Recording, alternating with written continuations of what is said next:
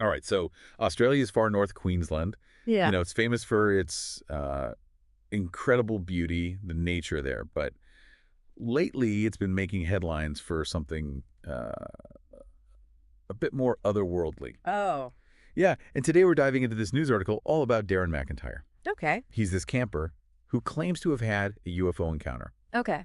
And it's not just like your typical, blurry photo or a fleeting light in the sky. This one, we're talking physical evidence, we're talking expert analysis, and we've got a whole lot of mystery. That sounds right up our alley. I mean, what gets me about this case is you've got this place, right, known for these ancient rainforests, Right. and all of a sudden, boom, you've got this incredibly modern, futuristic element just thrown in. Yeah, It's a story that really kind of pushes the boundaries of what we think we know? totally, totally. So let's start by introducing our guy, Darren McIntyre. Okay. So he's a plumber by trade, Mm-hmm. and an experienced camper, too. Not someone who was out looking for aliens. Yep. He just wanted a quiet getaway, Yeah. like most campers probably do. Yeah. And he was in the Daintree National Park. Ah, okay, I've heard of that. Yeah, one of the most biodiverse rainforests on the planet, actually. I did not know that. Yeah, so So it almost makes this even more intriguing. Like, Yeah. why there? Oh. of all places. So, and that's kind of what adds, to this whole story, this everyday person aspect. Yeah. He wasn't seeking fame. He wasn't seeking attention. Yeah. He was just thrust into this Right. extraordinary situation. Totally. Okay, so it was December 12th, 2024, just after midnight. Okay. McIntyre's in his tent, right? Oh, wait. And he's suddenly jolted awake by this strange low-frequency hum. Oh, wow. He described it as almost vibrating through the ground. Whoa. Okay. And when he looked out of his tent, get this, hovering above the rainforest canopy, was this massive triangular craft. No way. Yeah. He said it was easily the size of a football field. Oh, my goodness. I mean, that is massive. It's funny you mentioned that low-frequency hum, too, because that's something that comes up in a lot of UFO reports. Really? Yeah. I mean, who knows? Some researchers think it could be related to the propulsion system, Yeah. but that's speculation at this point. Yeah. Okay, so we've got this huge silent craft hovering over the rainforest, right? Right. Then, McIntyre claims he felt paralyzed. But not out of fear, but as if something was physically holding him in place. Whoa. And then, to make things even stranger, all his electronics, phone, watch, even his solar-powered lamp, went haywire and stopped working. What? So he was left in complete darkness, except for the glow coming from the UFO. Oh my gosh. I mean, the paralysis and the electronic interference, that's wild. There's a theory out there Yeah. that these objects, they might be generating powerful electromagnetic fields, Oh, okay. which could explain those phenomena, you Yeah. know. Makes sense. But it's still a theory. It's important to note that. Yeah, of course. We don't have concrete evidence yet. Yeah. And that's where the physical evidence comes in, right? Right. So when McIntyre went back to the spot the next day, he found this scorched, symmetrical pattern on the ground, like right where the object had been hovering. Interesting. Yeah. And get this, no vegetation has grown back in that area since the encounter. Really? It's like whatever was there completely sterilized the soil. Wow. Crazy, right? That's crazy. I mean, so you're right. That physical evidence, that's what sets this case apart. And it gets even more interesting when you consider the findings of these independent researchers who went to investigate the site, right? Yeah. They found elevated radiation levels Uh-huh. and residual electromagnetic interference. Oh. And those aren't things you typically associate with a bushfire or a lightning strike. Yeah. No, not at all. Yeah. So Definitely points to something unusual. it's unusual, yeah. Yeah. For sure. It's true. It's true. It No. does point to something unusual having happened there. Yeah. We're not saying it's like definitive proof of aliens or anything, Right, right. but it warrants a closer look. Right. It warrants a closer look for sure. So let's dive into that closer look then. McIntyre described the UFO as this matte black triangular craft.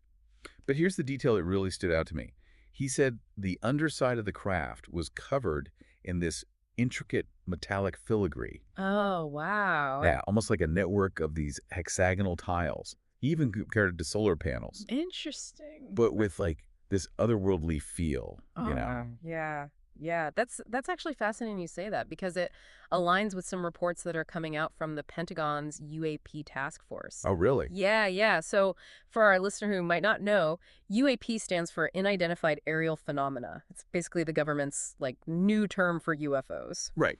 Yeah, and declassified U.S. reports, they're suggesting that there's been an increase in these triangular UFO sightings. They're often associated with advanced propulsion systems, stealth technology, and things like that. Okay, so we have this strange event, right?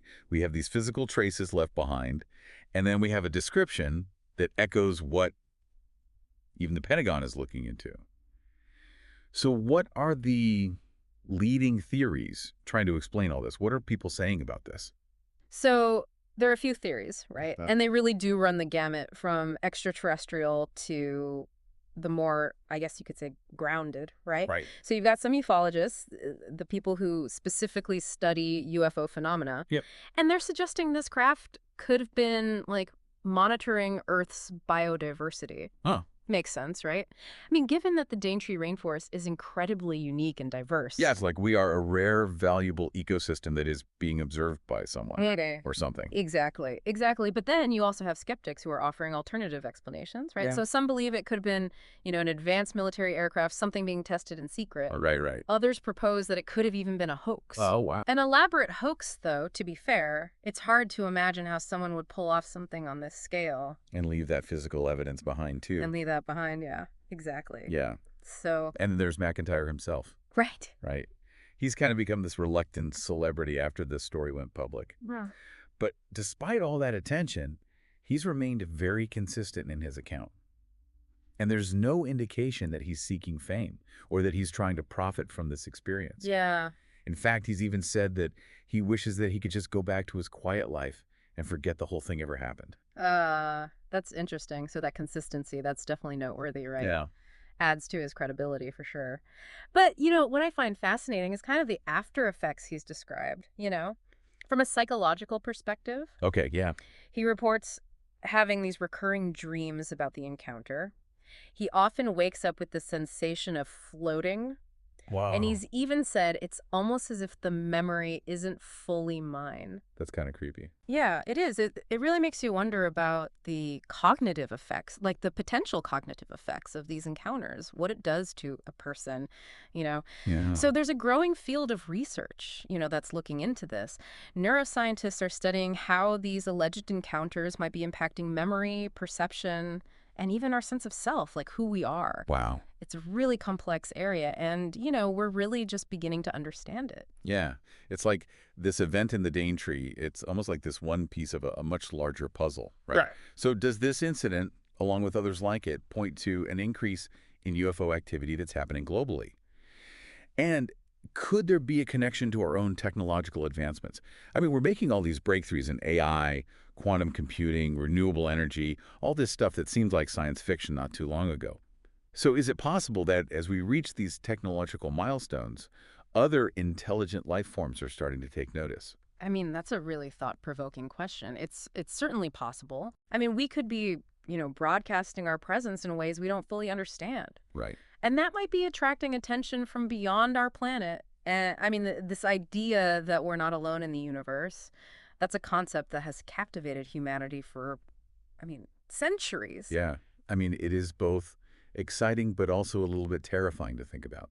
Mm, That the things that we are achieving here on Earth could be sending ripples out into the cosmos. I agree. And who knows what kind of response we might get back. Exactly. And that brings us to the heart of this deep dive, really. Whether you believe McIntyre's story or not, it really does highlight how much we still don't know Yeah. about the universe, about our place in it. It forces us to confront this possibility that there might be things out there far beyond our understanding. Right. So for our listeners out there, what do you think? Do you think there's a chance that this was a genuine alien encounter?